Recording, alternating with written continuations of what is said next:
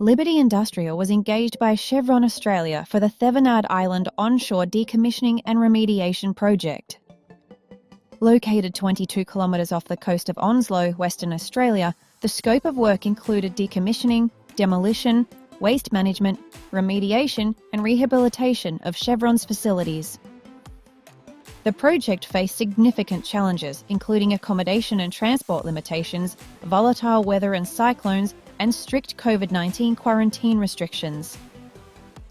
A standout task included the demolition of 3 large crude storage tanks, 58 metres in diameter, 24 metres in height, with up to 32mm thick steel plates. These were demolished and downsized using a 120-tonne high-reach excavator and stockpiled in preparation for off-site recycling. Other structures included a 38-metre high communications tower, utility pipework, jetty, barge landing infrastructure, and other facilities.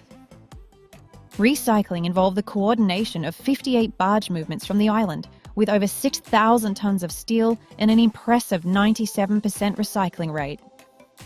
The project achieved its goals safely, efficiently, to client expectations, and the successful completion was celebrated with the return of flora and fauna to the site and the reinstatement as a Class B nature reserve.